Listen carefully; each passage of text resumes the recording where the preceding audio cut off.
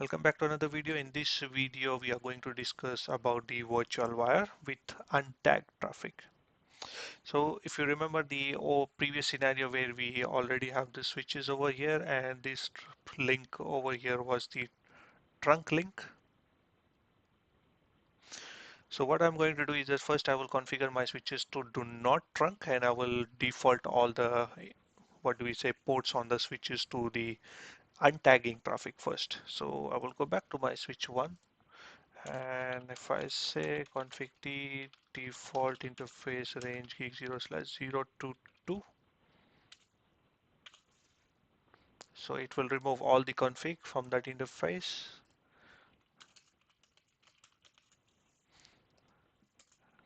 /2 and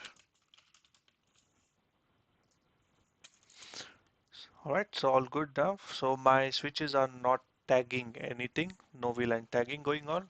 So now using the virtual wire now. So what do we mean by the virtual wire? So virtual wire is just like a bridge, you can say.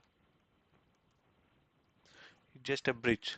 So whenever the packet is being received on the interface, it will just forward it onto all the bridge interfaces. Palo Alto, it's just acting like a switch. So when we discuss about the layer 2 untagged traffic, that's the same thing, but the only thing is that whenever the usually you do have a two interface participating in the virtual wires. So what happens is like from one interface the traffic is entering 1/1 into the Palo Alto, and if there is a pair like 1/2 is the pair, then it will just forward the traffic to the 1/2 without doing any inspection or anything unless there is a zone. So if they are on a both different zone, then you will create a policy. Otherwise, if they are on the same zone, then intra-zone traffic is being allowed. But what the intention is that whenever we virtual wire intention is that whenever the traffic is received on the one interface, if there are two interfaces in the virtual wire configured, then it will just automatically forward the traffic to the 1/2. So what I'm going to do is that I will use the vWire as the uh, zone. So first I will do with the intra zone, then we will check with the inter zone. So let me go ahead and configure the virtual wire now. So I will configure 1/1. All right, so 1/1, 1/2, and 1/3. I will configure these three interfaces as a virtual wire first. So let's go back to Palo Alto 1/1, and I will select the virtual wire. And now you see that virtual wire is we did not create anything. So I will create one virtual wire. You want to select the interface 1, interface 2. So it's just like an virtual wire object. So for now, I will just create one object saying that vWire. So you see that it is asking for interface 1 and 2. All right, so link state pass through. Okay, I'm not doing any multicasting. I just want to pass the traffic, whatever it is coming. Currently, no interface is defined. So click on OK. And I will create a new zone for the virtual wire that should be the vWire and click on OK and OK. Similarly, what I can do is for interface 1/2, I will go ahead and select virtual wire. Again, over here, I've already created virtual wire. I will select the same thing. Since we are doing intra zone, I will select the same zone. And in the advanced, I don't have anything, so click on OK. So now both the interfaces have been defined as a virtual wire. So what I can do is that on the left hand side, if you go here, if you click on this one, you see that now that is been registered. So 1/1 is on the and 1/2, both of them are on the virtual wire. So what should happen in this case now is that 1/1, if the traffic is coming on 1/1, it should be automatically passed to the 1/2. All right, so let's go ahead and commit those changes now. And again, it's you do have a lot of flexibility here, so it's up to you. So currently I'm not tagging any traffic, so that's why the scenario is much more easier.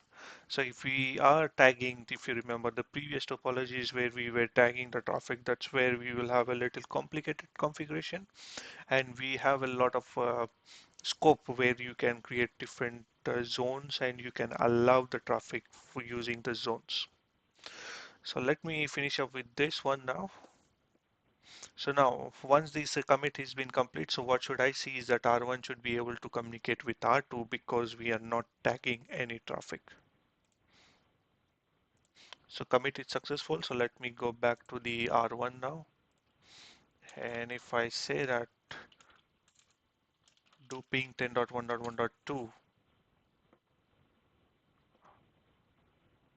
I should be able to ping.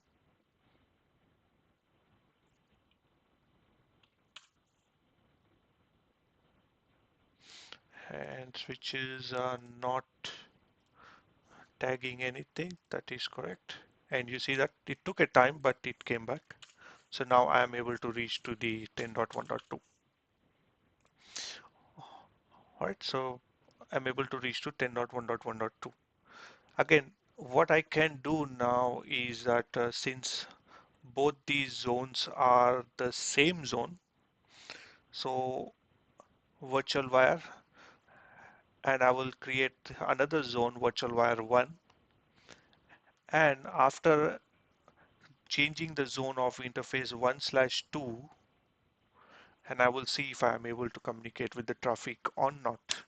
So let's go back to the Palo Alto now, go to the interfaces, go to the 1/2, and I will create one more zone, that is vWire 1, and OK, and OK,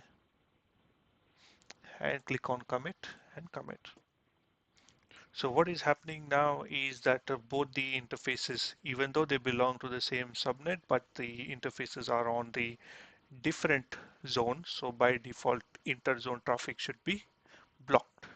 So once the commit is complete, we will verify that one.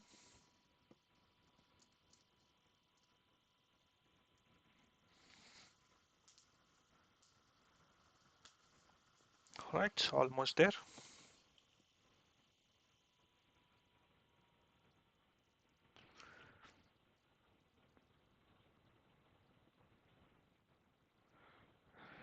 And successfully committed. So let's go back to the R1 again.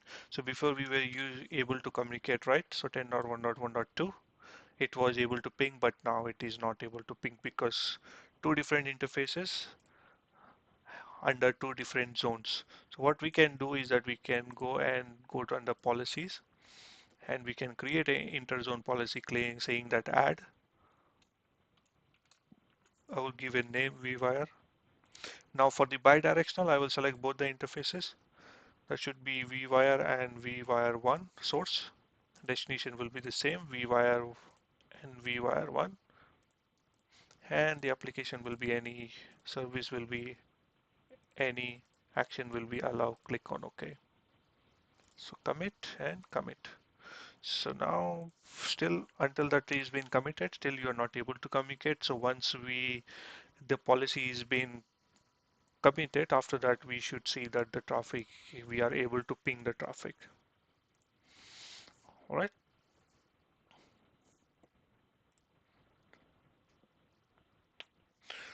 Okay, so let's wait until that is been committed.